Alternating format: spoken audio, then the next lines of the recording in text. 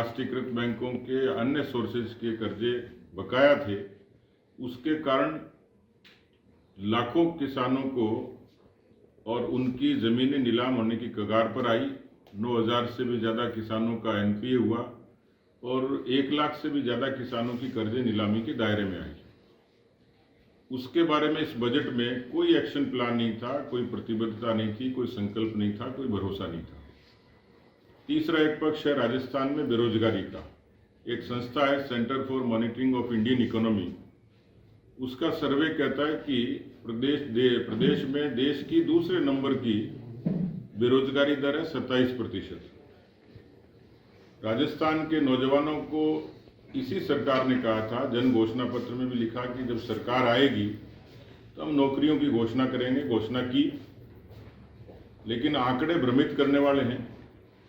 मुख्यमंत्री जी बड़े बड़े दावे करते हैं, लेकिन मोटे तौर पर यदि सब विभागों का, सारी नौकरियों का आकलन करेंगे तो 1 लाख से भी कम लोगों की अब तक भर्ती हुई है। दावा करते हैं कि हम पिछले लगातार अरसे से 1 लाख से भी ऊपर लोगों की भर्ती की है। ऐसे राजस्थान के 70 लाख लोगों ने भर्तियों की अलग अलग परीक्षाएं दी हैं और नौकरी दी है 1 लाख से भी नीचे। दूसरा कंट्राडिक्शन ये है कि सरकार सरकारी नौकरियों पर निर्भरता पर नौजवानों को गुमराह करने की कोशिश तो करती है, लेकिन राजस्थान के 70 लाख के जो बकाया लोग हैं वो किस तरीके से नियोजित होंगे? क्या उनको स्वरोजगार के लिए उन्होंने कोई रोड मैप बनाया है? स्किल डेवलपमेंट की योजनाएं जो घोषणा की वो कितनी ज़मीन पर आई हैं? और किस तरीके से राजस्थान का नौजवान जिसको सरकारी नौकरी नहीं मिली होगी उसको जीवन यापन का जरिया क्या होगा? कि ऐसे स्नातक और इससे ऊपर के लोग हैं जो बेरोजगारी भत्ते के हकदार थे, लेकिन लगभग 2 लाख लोगों को ये भत्ता मिला और बाकी लोगों को आश्वासन मिला और उसमें एक बैरियर लगा दिया।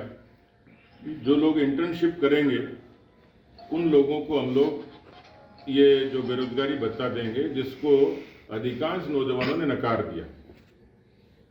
राजस्थान में कोर्ट में खाज का काम ये हुआ कि जितनी परीक्षाएं कांग्रेस के कार्यकाल में हुई हैं उसमें लगातार एक के बाद एक भर्तियां, 15 के लगभग तो भर्तियां लंबित थी प्रशासनिक और वित्तीय कारणों से। लेकिन जो पेपर लीक होने का सिलसिला शुरू हुआ, और पेपर तभी लीक होता है जब सरकार वीक होती है, लेकिन रीट की परीक्षा ने सब लोगों की आंख, कान और नाक खोल दिए कि जिस तरीके से संगठित नकल हुई और राजस्थान में जितने माफियाज हैं उसमें नकल एक माफिया के रूप में पनपा। और राजस्थान की सरकार की नाक के नीचे ऐसे कुछ संस्थानों के भी नाम आए जिससे सुनकर तकलीफ होती है कि उनकी संबंधता कांग्रेस पार्टी के बड़े नेताओं से है। राजीव गांधी स्टडी सर्किल जो इस पूरी संगठित का नकल का एक इस किस्म का गिरोह पनपा, जिसने संरक्षण दिया। हम लोगों ने सीबीआई की उसकी जांच की मांग की, एसओजी ने जांच की, लेकिन एसओजी की जांच का दायरा था, एसओजी ने अपनी कार्रवाई से ये प्रमाणित तो कर दिया कि इसमें बड़ी भारी नकल हुई है और उस नकल के तार आगे तक जुड़े हुए। सीबीआई की मांग इसलिए की थी कि एसओजी की मर्यादा है, वो मुख्यमंत्री से, मंत्रियों से पूछताछ नहीं कर सकती, अधिकारियों से बड़े अधिकारियों तक।